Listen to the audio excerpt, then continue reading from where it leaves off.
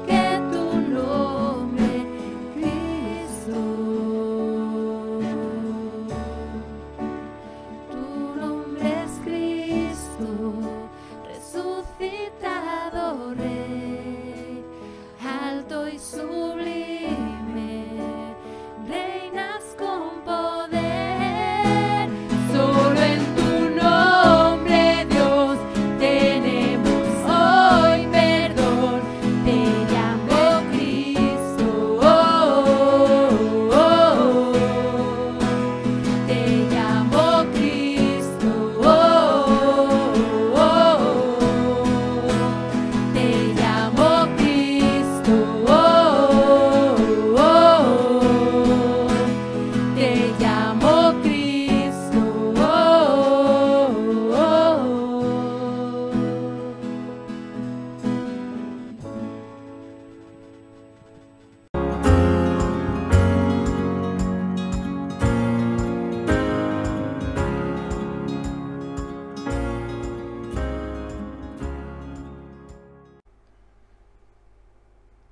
Bien, hermanos, vamos a proseguir, vamos a seguir adelante y vamos ahora a meditar en la palabra del Señor en este día.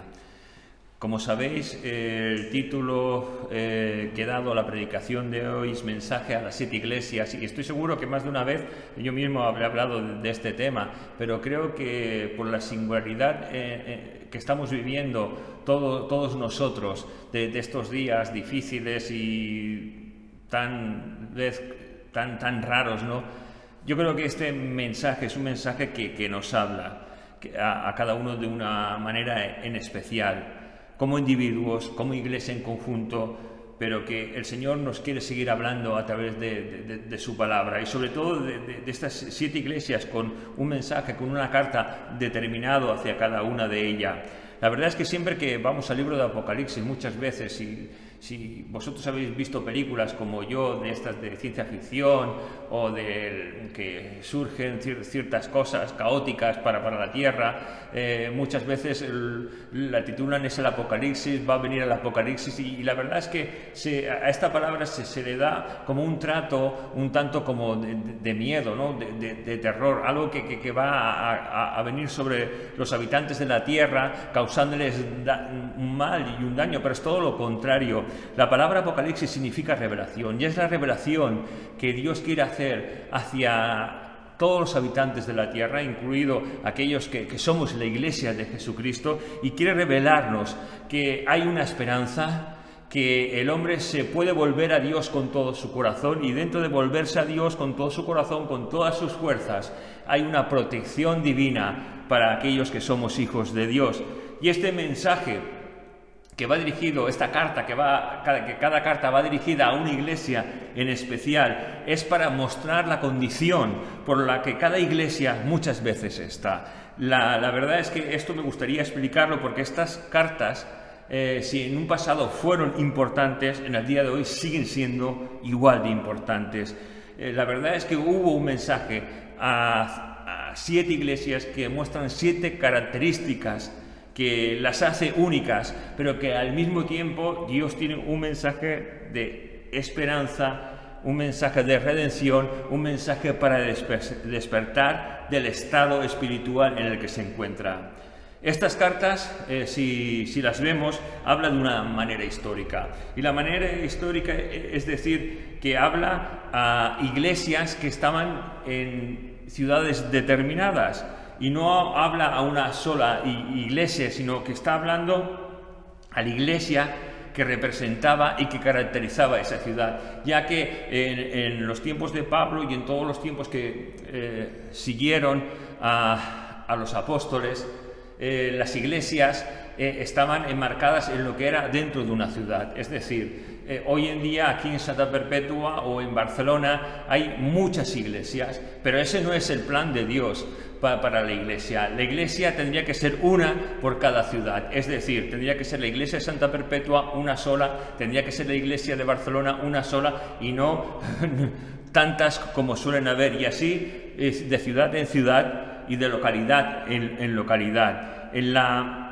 parte profética o escatológica, estas cartas que van dirigidas a 7 iglesias hablan a la iglesia en el conjunto del tiempo y del recorrido que ha tenido toda la historia por la que la iglesia ha pasado, desde el establecimiento en Jerusalén hasta su recorrido y expansión por toda la tierra. La verdad es que es la historia de la iglesia a través de los tiempos, pero al mismo tiempo es la historia de la iglesia hoy en una enmarcada iglesia y en la vida nuestra, en la vida de cada uno de nosotros como iglesia. Y en la manera alegórica habla al mismo tiempo a todas las iglesias que están sobre la faz de la tierra a través de todos los tiempos, y habla a todos los individuos, a todos aquellos que somos hijos de Dios, que formamos la iglesia de Jesucristo, o sea, tú y yo. Imagínate si es importante este mensaje y la referencia que Él nos quiere dar. Si miramos cada una de estas cartas que han sido enviadas a cada localidad que estaban situadas en la provincia o en la situación geográfica de Asia Menor, La primera carta que vemos es, me gustaría tal vez si pudiéramos poner,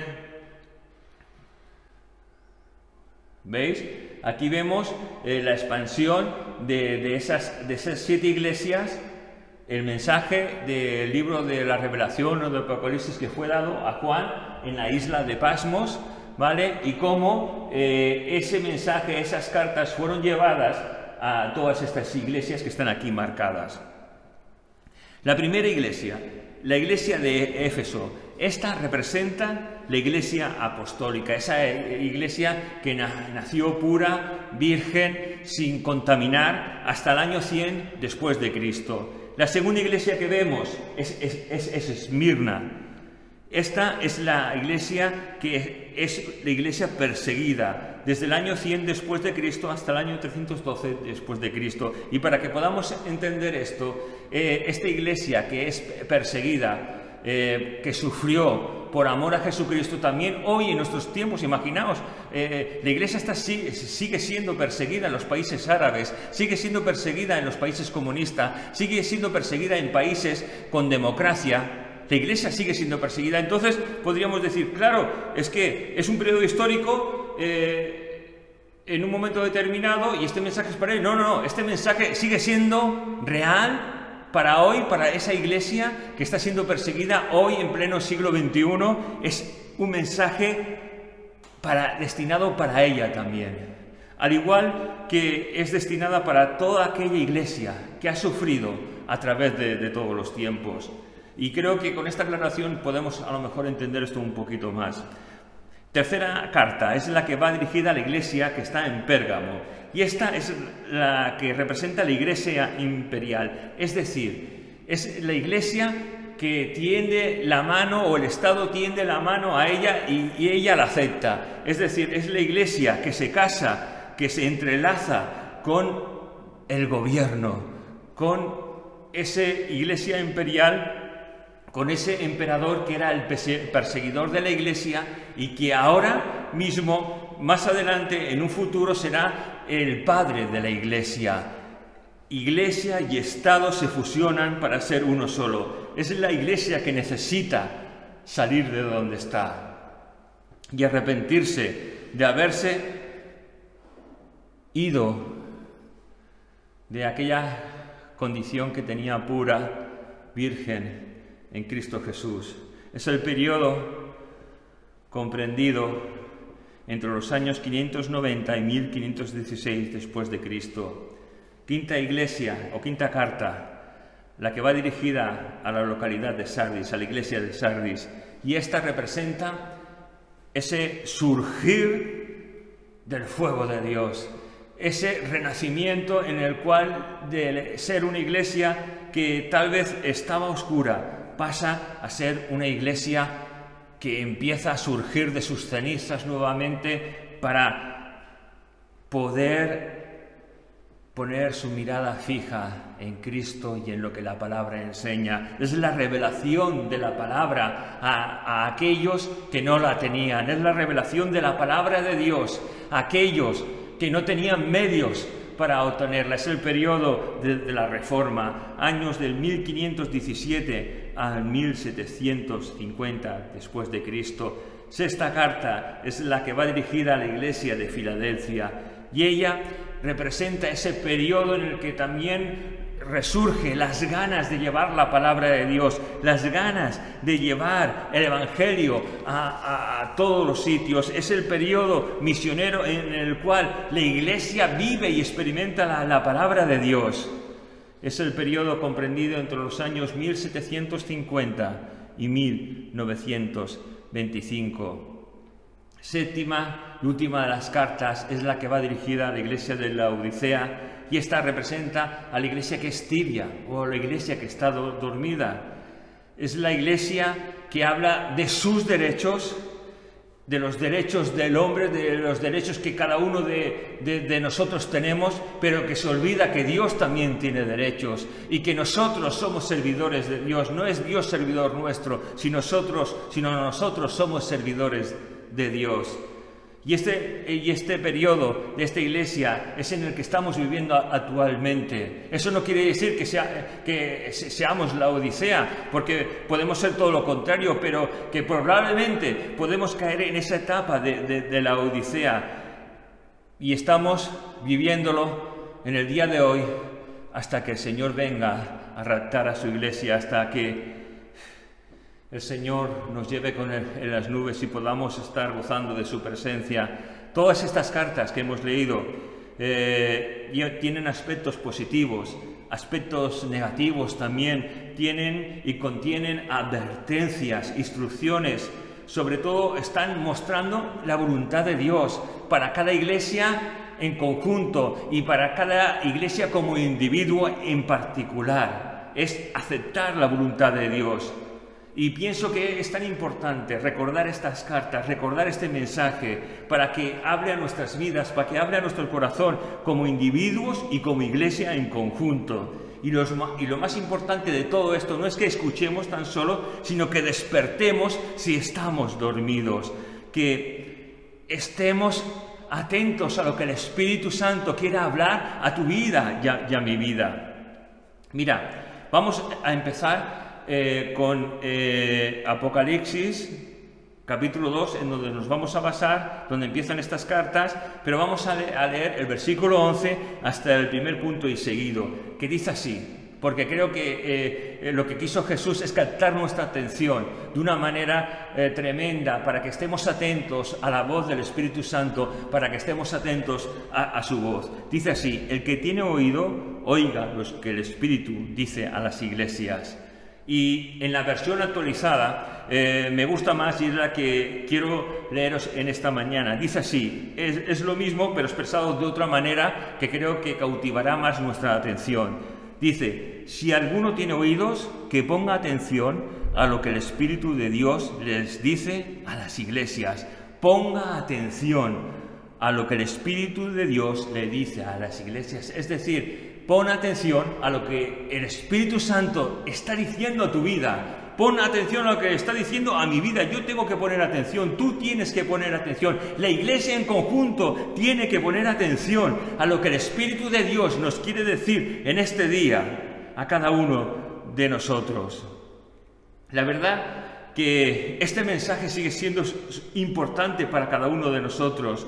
No tiene que quedar en una simple advertencia, sino que este mensaje que vamos a ir escuchando domingo tras domingo tiene que causar un cambio en nuestro estilo de vida, tiene que causar un cambio en nuestra condición como hijos de Dios. No podemos seguir estando dormidos, no podemos seguir estando estáticos, no podemos seguir viviendo amargados o con temor. Tenemos que vivir en el poder y en la gloria de Dios. Tenemos que experimentar lo que la palabra de Dios dice a cada uno de nosotros. Tenemos que experimentar el gozo, la paz de Dios, el fruto del Espíritu Santo. Tenemos que experimentar dones en medio de su iglesia. Hoy más que nunca la iglesia tiene que ser viva y eficaz. Si en nuestra sociedad está habiendo un cambio tremendo y lo que hasta ahora conocemos como un estilo de vida va a ir cambiando a una nueva época, la iglesia más que nunca tiene que estar despierta. Vamos a empezar muchos cambios, supongo. Esta sociedad va a experimentar muchos cambios a partir de ahora. Y la iglesia tiene que estar atenta a ello. ¿Por qué esto? Por una sencilla razón. Porque el Señor viene. Porque el Señor viene a buscar a su iglesia.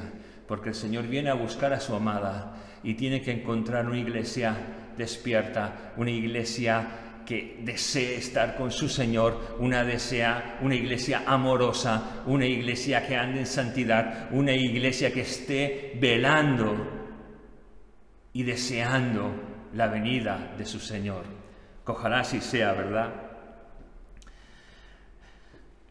Y vamos a leer ahora Apocalipsis 2, o libro de Revelación, como queráis decir, capítulo 2, versículos del 1 al 7.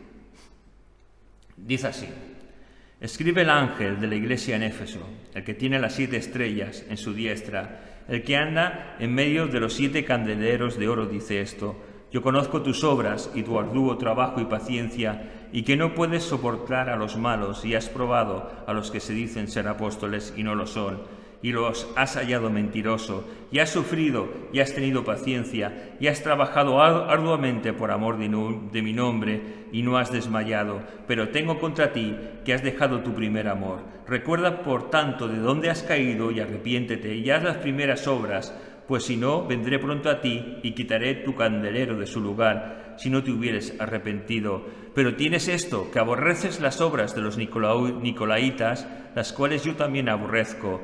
El que tiene oído, oiga lo que el Espíritu dice a las iglesias. Al que venciere, le daré a comer del árbol de la vida, el cual está en medio del paraíso de Dios. Amén. Qué palabra tan hermosa, qué palabra tan bonita, ¿verdad? La verdad es que es una carta destinada a una localidad, a una población llamada Éfeso. Y Éfeso significa deseada o deseado. Y pienso que este nombre también nos habla de una manera muy particular, porque creo que era lo que había en el corazón de aquellas personas que formaban la iglesia de Éfeso. La pasión por Dios, el amor por las cosas de Dios, el deseo de saber más de Dios, de lo que la palabra les enseñaba, el de descubrir las maravillas que Dios tenía para aquella iglesia. Una iglesia que fue viva, una iglesia llena del poder de Dios, una iglesia llena de la pasión de Dios. La verdad que esta iglesia de Éfeso estaba en lo que se denominaba la Asia Menor, lo que es la actual Turquía. Lo hemos visto en ese mapa que hemos puesto anteriormente. Y me gustaría, antes de todo, ver unas características de esta ciudad. La verdad es que si imaginamos que esta es la parte de Turquía, ¿vale? Si vemos un poquito más allá, es donde están las letras diciendo dónde están cada iglesia. Eso sería la parte donde está Grecia, y la gente que quería ir desde Roma, desde Grecia, desde Francia o tal vez desde España tenía que recorrer todo el camino andando. Lo más habitual era hacerlo por barco, y la entrada era por aquí, por Éfeso. Era la entrada mejor y la entrada más segura para poder después desplazarse a lo que era Oriente. Si veis, hace como una especie de rodeo, pero todos sabemos que el camino más corto, o la distancia más corta entre dos puntos, es la línea recta. La distancia más corta, tal vez para entrar en Oriente, sería ir de aquí a aquí. Eso sería, pero es el camino más peligroso, es el camino más abandonado. El camino mejor, el camino más seguro era dar toda esta vuelta para poder entrar en lo que es Oriente. Pero fijaos, eso simboliza que en cada parte de ese recorrido tan seguro hay ciudades importantes, ciudades a las que el Evangelio fue llevado, y ciudades que llegaron a llenarse del poder y de la gloria de Dios. Y todas esas cartas que van dirigidas en un orden sistemático para cada una de esas ciudades están hablando de la seguridad que el Hijo de Dios puede tener en Cristo Jesús. La verdad es que el Evangelio fue llevado por Pablo a esa ciudad de Éfeso, y en esa ciudad de Éfeso fue recibida por muchos. Muchos creyeron en la gracia y en la soberanía de Dios, pero otros despreciaron ese Evangelio, despreciaron lo que la palabra de Dios les ofrecía. E incluso hubieron personas que tenían sus negocios, como los plateros, que formaron grandes disturbios para poder acabar con Pablo y con sus colaboradores, ya que el negocio se les estaba arruinando. El negocio de los plateros era hacer estatuillas pequeñas, grandes, de todo tipo, colgantes, de la estatua o el ídolo de Artemisa o de Diana, llamada por los romanos. Y si queréis, vamos a poner ahora en la foto de Diana, o de Artemisa, como queréis hacer.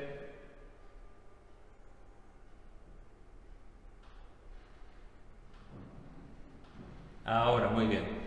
Y si vemos, esa es una de las estatuas que se encontró de Artemisa o de Diana y que creo que está en un museo en Italia, lo pone aquí en la explicación más tarde. Esa adoración a Artemisa o a Diana surgió en todo lo que era la provincia de Asia Menor. Hubo un templo, el cual era un templo grandioso, el cual era dedicado a Artemisa y también a otros muchos dioses que estaban dentro de ese panteón o de ese lugar donde se adoraban los ídolos. En la cabeza de esta estatua veis que hay una cosa que llaman calotos, que es una especie como de maceta, y en esa especie de maceta que tiene aquí en la cabeza se le solía poner flores, se le solía poner fruta, porque ya se decía que era la diosa de la fertilidad, y también la iglesia que acompañaba a los muertos o que despedía a los muertos.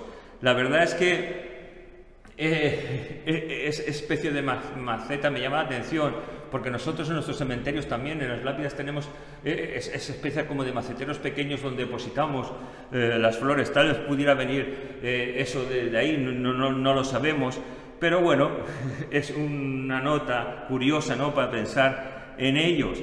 En la cabeza también tenía una especie como de disco, al igual que lo tienen muchos de los santos que nosotros antes adorábamos, ¿no? Ese círculo que está simbolizando como la santidad o la deidad, ¿no? Pero que sabemos que no es nada así. También llevaba un gran collar, y en ese gran collar estaba adornada, por lo que veis, por muchos pechos, ya que representaba la fertilidad. Llevaba un vestido largo y en cada mano solía tener un león, representando que esta diosa tenía el dominio absoluto acerca de todo. Pero en verdad el único que tiene el dominio absoluto acerca de todo es nuestro Señor Jesucristo. Es la persona de Dios que tiene el dominio y control completo de todas las cosas. Y en el libro de los Hechos vamos a descubrir también lo que pasó en esa ciudad de Éfeso cuando se les llevó el Evangelio. En el libro de Hechos, capítulo 19, versículos del 28 al 30, nos dice: cuando oyeron estas cosas, se llenaron de ira y gritaron diciendo: grande es Artemisa de los Efesios, o Diana de los Efesios. Y la ciudad se llenó de confusión, y a una se lanzaron al teatro, arrebatando a Gayo y a Aristarco, macedonios, compañeros de Pablo, y queriendo Pablo salir al pueblo, los discípulos no le dejaron. Es decir, empezaron a predicar el Evangelio en Éfeso, y en esa parte cerca del templo donde estaban los plateros, pensando que se iban a quedar sin el sustento diario, viendo la cantidad de personas que antes les compraban cosas de plata para enviar, para tener, para ceder, y que estaban perdiendo toda esa clientela y viendo sus negocios arruinados, se enfadaron contra lo que Pablo estaba predicando y querían acabar con la vida de Pablo y con la vida de sus compañeros. Pero la verdad es que ¿quién es el que tiene todo el control? Dios es el que tiene el control de todas las cosas. Por lo tanto, Dios guardó a los compañeros de Pablo, a Gayo y Aristarco, de que tal vez fueran muertos en el circo de allí. Y la verdad que, gracias a Dios, que el Evangelio, aunque es rechazado por algunos, también por otros es aceptado, es recibido. Y la verdad es que muchas veces hay cosas que no se ven, pero que están ahí. La ciudad de Éfeso era un centro también de ocultismo y de la hechicería.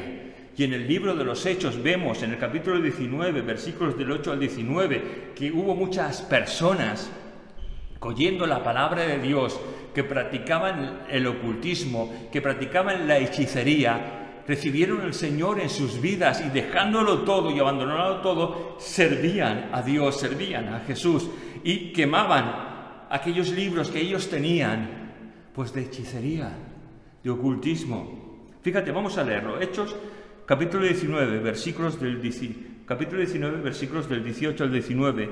Y muchos de los que habían creído venían confesando y declarando sus prácticas. Entonces, muchos de los que practicaban las artes mágicas, junto con los libros, lo quemaron delante de todos, y echando el cálculo de su costo, hallaron que eran 50.000 piezas de plata. Es decir, los que practicaban la hechicería, el ocultismo, juntando aquellos libros que tenían, lo llevaron a los apóstoles, lo llevaron a la iglesia en donde se juntaban, y allí quemaron todo, porque sabían que eso no agradaba a Dios, porque Jesucristo había venido a sus vidas, los había transformado y habían experimentado la salvación y el gozo de ser hechos hijos de Dios, sabiendo que lo más importante es seguir a Jesucristo, lo más importante es meditar en lo que la palabra de Dios tiene. Dejándolo todo, lo quemaban delante de los apóstoles. Caray, 50.000 piezas de plata. Muchas veces hay cosas que leemos y no les prestamos atención, pero a mí me llamó mucho la atención 50.000 piezas de plata. No sabía exactamente el valor que sería y estuve haciendo unos cálculos acerca del tipo de moneda que ellos tenían allí.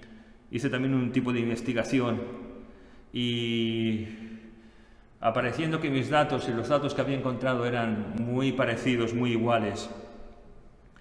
El cálculo de esos 50.000 piezas de plata eran lo que hoy en día aproximadamente más o menos, tal vez fuera más, sería actualmente unos 2 millones de euros. Repito, 2 millones de euros. ¡Caray! ¿Cómo Dios tocó el corazón de esas personas?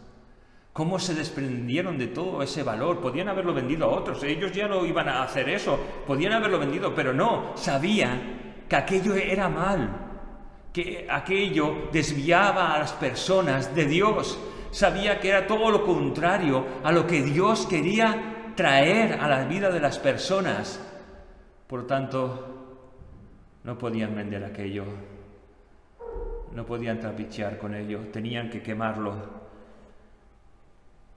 Una conversión genuina, una conversión sincera. Y cuando hablo de conversión, lo que quiero llegar a decir es que Dios tocó de verdad el corazón de aquellos que escucharon la palabra de Dios, que experimentaron la salvación y la vida eterna, y dejándolo todo, servían a Cristo. Gloria a Dios. Fíjate, en el versículo 1 nos habla del ángel, ese mensajero que tiene las 7 estrellas. Y estas 7 estrellas nos está hablando de aquel que tiene todo el poder, todo el control, toda la honra. ¿Y quién si no tiene todo esto? Poder, control y gloria. Jesucristo. Claro, Él es el que tiene el control absoluto de todas las cosas, de todas las situaciones. Muchas veces nosotros vamos viviendo como por inercia, ¿no? Pensamos que incluso que el Señor no nos ve. Pero ¿sabes una cosa? El Señor nos ve. El Señor tiene el control de todas las cosas. Y lo que esta palabra nos quiere decir es que el Señor Jesús tiene el control absoluto de su iglesia, tiene el control absoluto de nuestra vida, de tu vida, de mi vida. Y aunque a nosotros eso no nos parezca muchas veces, es una realidad tremenda. Dios tiene el control de todas las cosas. Jesús es el Señor de su iglesia. Jesús es el amo, Señor y Rey de su iglesia. Gloria a Dios. Fíjate, sigue diciendo, yo conozco tus obras. Yo conozco tus obras, tu trabajo, tu paciencia y que no soportas a los malos. Que has probado a aquellos que dicen ser apóstoles. Es decir, hermanos, Dios todo lo sabe de nosotros. Y aunque vivimos como si nadie nos observara, como si Dios no nos viera, Dios nos está viendo en todo momento. ¡Wow! Y pensando en esto, cuántas cosas, cuántos errores hemos hecho. Que Dios nos ayude a rectificar, ¿verdad? Porque Dios sí que nos está viendo.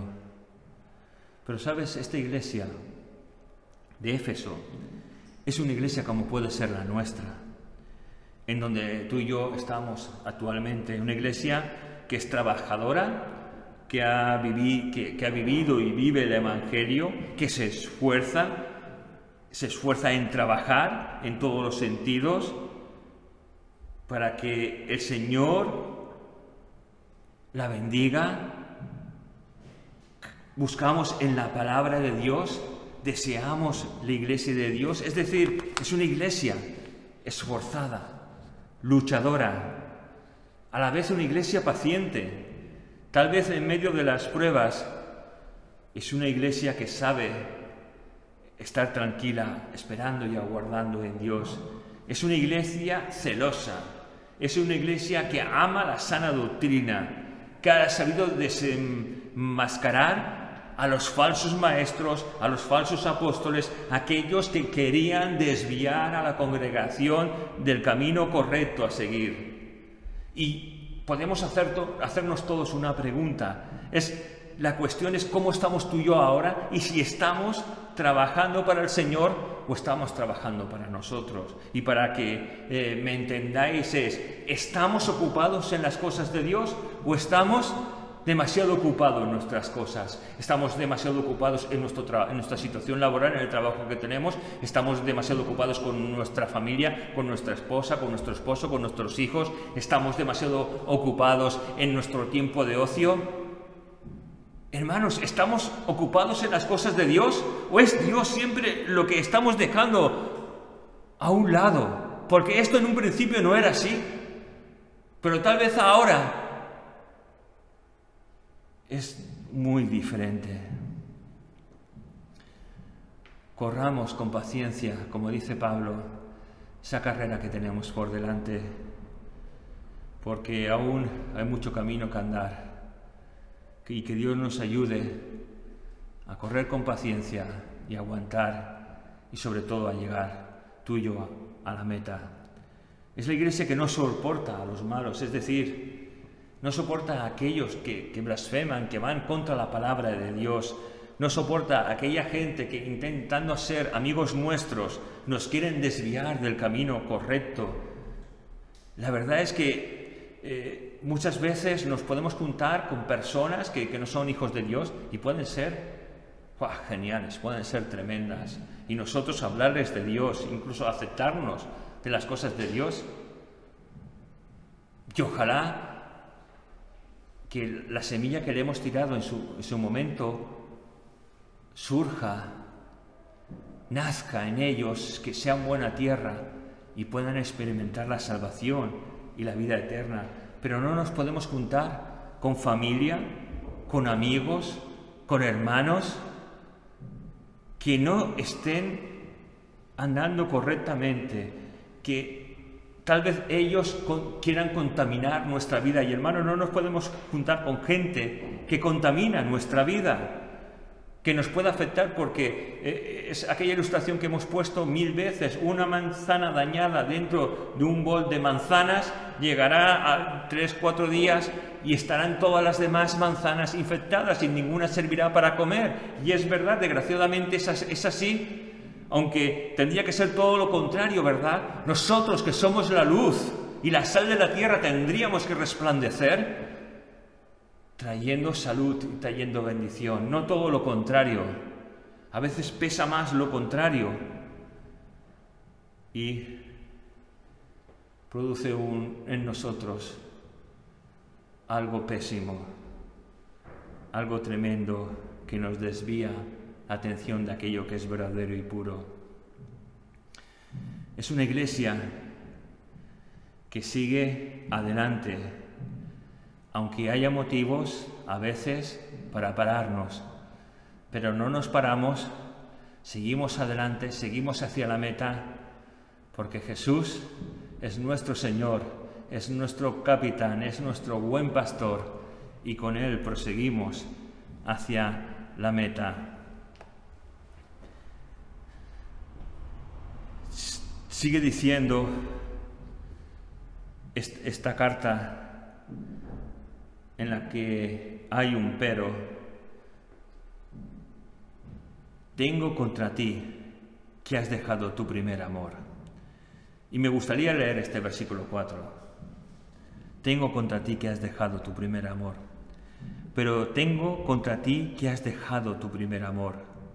Y quiero leer en la versión actual, porque creo que lo expresa de una manera que tocó mi vida y que os quiero transmitir a vosotros para que también os hable a cada uno de los que me estáis escuchando en esta mañana o a lo largo de este día.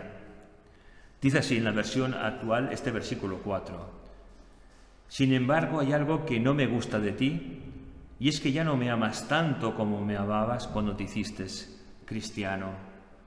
Lo vuelvo a repetir. Sin embargo, hay algo que no me gusta de ti, y es que ya no me amas tanto como me amabas cuando te hiciste cristiano. Caray, cuando escuchamos esto, ¿no te sacude el corazón? ¿No te sacude tus entrañas? Porque es verdad, yo me miro y yo amaba al principio al Señor de una manera increíble. Y yo no sé tú que me estás escuchando, si sigues amándolo así, gloria a Dios. Siga así, conserva aquello que tienes, porque es oro puro, para que puedas entenderme.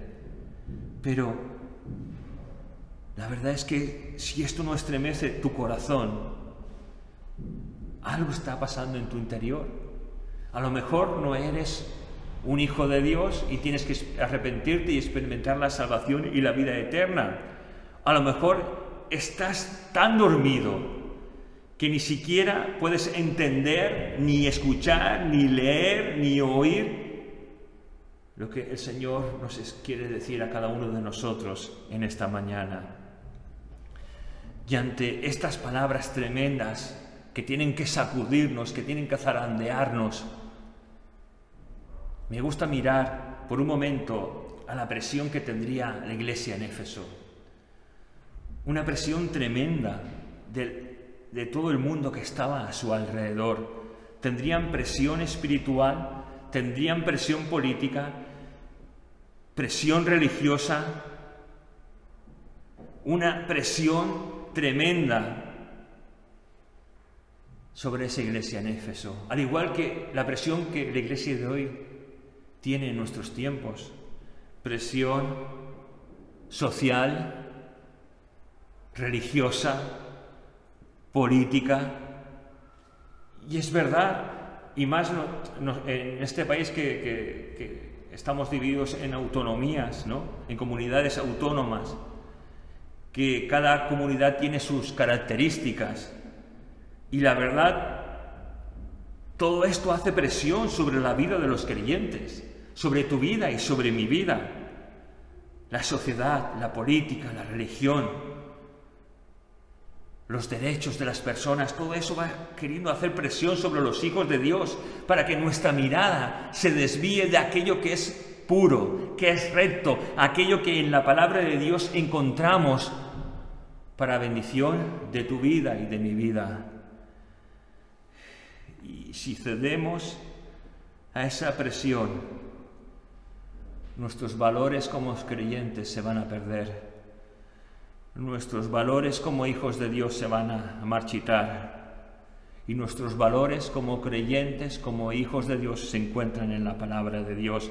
No se encuentra en ningún libro de derechos humanos, se encuentra en la palabra de Dios. Y la verdad es que también me habla a mí porque el Hijo de Dios tiene que ser un Hijo de Dios que esté despierto, que esté vivo, que esté atento, que ame a Dios por encima de todas las cosas. Hijo de Dios, puedes tener celo por las cosas de Dios, puedes estar haciendo 1000 y una cosas, puedes dar tu dinero para hacer obra social, puedes dar tu dinero para la iglesia, puedes dar y hacer muchas cosas para los necesitados, pero si en verdad no amas a Dios con todo tu corazón y con todas tus fuerzas, todo lo que hagamos, todo lo que des, no sirve para nada.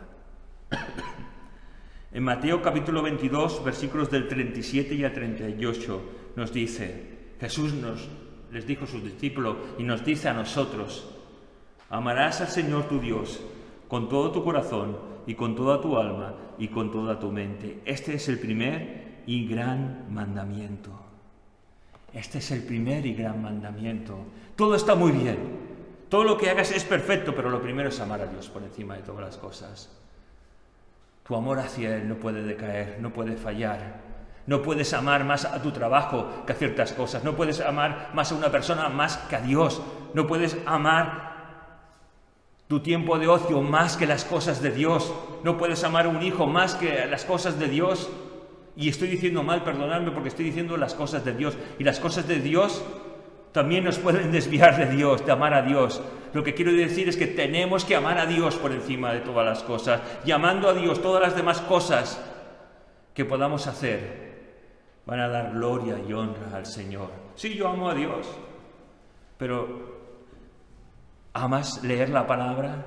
Uy, yo la leo de vez en cuando. ¿Amas pasar tiempo con el Señor? Bueno, ya llevo una temporada que no leo la Biblia, llevo una temporada que no hablo con Dios, que no oro, que no voy a la iglesia.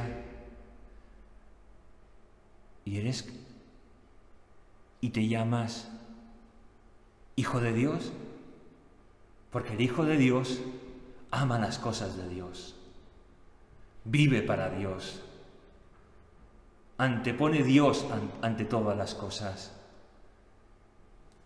Quiero acabar ya, porque aún podríamos extendernos un poco más. Quiero acabar diciéndote y diciéndome a mí mismo: necesitamos amar a Dios por encima de todas las cosas. Hermanos, os voy a dejar con una pregunta que me hago yo a mí mismo. ¿Amamos a Dios como le amábamos al conocerle? Que Dios nos bendiga y vamos a orar para despedirnos. Señor, quiero pedirte que tú nos ayudes a amarte, que tú nos ayudes, Señor, a dejarlo todo por amarte a ti por encima de todas las cosas, Señor. Ayúdanos, Señor. No queremos ser religiosos, no queremos ser tibios, no queremos que estés en un segundo plano o en tercero o cuarto plano. Queremos que seas una realidad en nosotros. Ayúdanos a amarte, ayúdanos a amar tu palabra, ayúdanos a amar el tiempo contigo que podamos dedicarte todos los días, Señor. Ayúdanos, te lo suplico, te lo suplicamos, Señor, que nos ayudes y que encamines nuestro amor hacia ti. Gracias te damos, Padre, en tu nombre Jesús. Amén. Amén. Que el Señor nos bendiga.